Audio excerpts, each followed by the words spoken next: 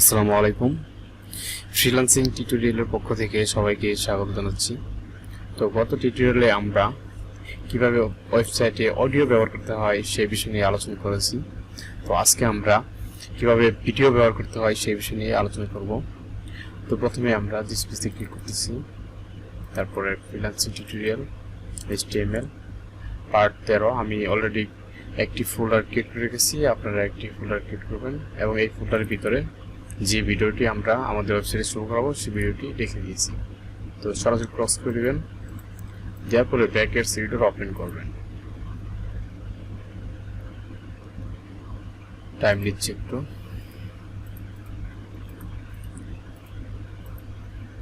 Open হয়ে গেছে। তো এইটা আমরা প্রজেক্ট ফোল্ডারটি অ্যাড করব। ফাইলে গিয়ে ওপেন ফোল্ডার,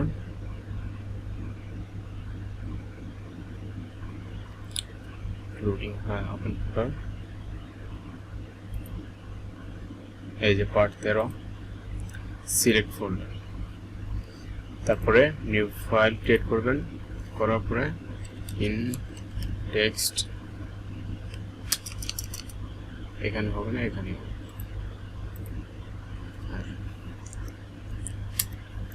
index.html।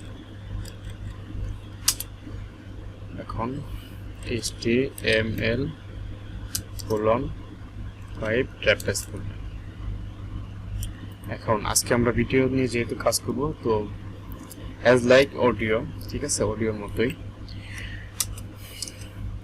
আগে ব্রাউজারটি ওপেন করে নিই।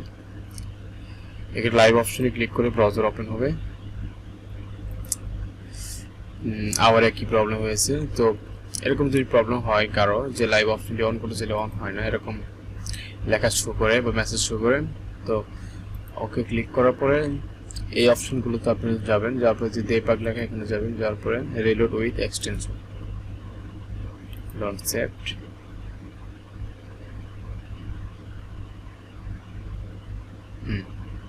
এখন ওপেন হবে। তো আমাদের HTML স্ট্রাকচারটি আবার আনতে হবে, HTML:5 প্রেস করবেন। এখন ব্রাউজারটি আমরা লাইভ অপশনটি অন করব, আর ব্রাউজারটি অটোমেটিকলি অন হয়ে যাবে, স্টার্ট হয়ে যাবে। ওকে, হয়ে গেছে। তো আমরা এটি অর্ধেকে ভাগ করে নিব। হ্যাঁ, হয়ে গেছে। তো এখানে আমরা ভিডিও ট্যাগ ইউজ করব, ভিডিও। এখানে সোর্স আগে বলতে হবে না, ভিডিও ট্যাগ শুরু করলাম এবং শেষ করার পরে সোর্স ইউজ করতে হবে, লেস দেন গ্রেটার দেন, এর ভিতরে SOU আর CU,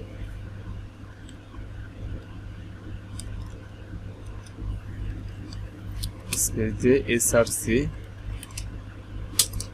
ইকুয়াল ডাবল কোটেশন, এর ভিতরে আমাদের যে ভিডিও ফাইলটি সেটি আমরা সেই টাইটেলে লিখব। এখানে অলরেডি শো করতেছে, হ্যাঁ লিখলাম। এরপরে টাইপ ইউজ করতে হবে, টাইপ ইকুয়াল ডাবল কোটেশন, এর ভিতরে ভিডিও প্লাস MP4, যেহেতু আমরা MP4 ভিডিও ইউজ করতেছি তাই MP4 লিখব, MP4। ওকে, তো আমাদের এখানে ভিডিওটি শো করবে না, কারণ এখানে আমাদের কন্ট্রোল ইউজ করতে হবে। হ্যাঁ, ভিডিও শো করছে বাট প্লে হচ্ছে না। হ্যাঁ, ভিডিও এরকম শো করছে, আমাদের উইড হাইট ঠিক করতে হবে। আগে কন্ট্রোল ইউজ করি,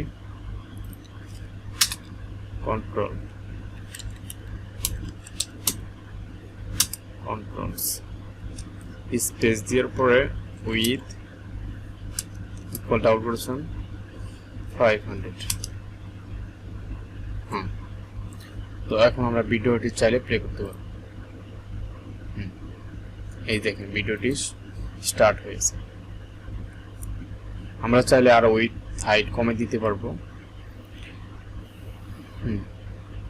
ভিডিওটি স্টার্ট হয়েছে, তো উইথ আর একটু কমে দিই, 500 দিছি, এখন 300 দিব।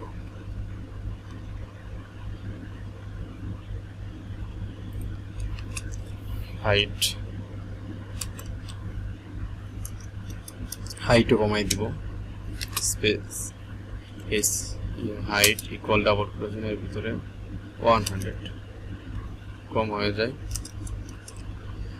300, এটাই পারফেক্ট। তো চাইলে ফুল স্ক্রিন দেখতে পারবো। তো এটা আমরা স্টার্ট করতে চাইলে কন্ট্রোল সে প্লে বাটনটি ক্লিক করব, দেখতে পাচ্ছেন চলতেছে। এখানে সাউন্ড দিতে পারবো এবং এটি আমরা চাইলে ভিডিওটি মানে কেটে দেখতে পারবো, টেনে দেখতে পারবো, জাস্ট সিম্পল।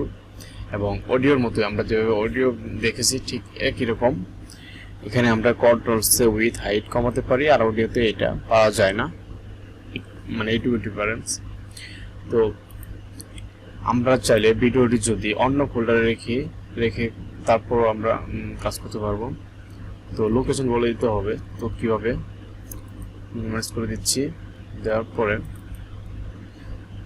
আমি ভিডিওটি কোথায় টিউটোরিয়াল পার্ট, হ্যাঁ এই ছিল আমাদের ভিডিও। এখানে একটা ফোল্ডার ক্রিয়েট করব,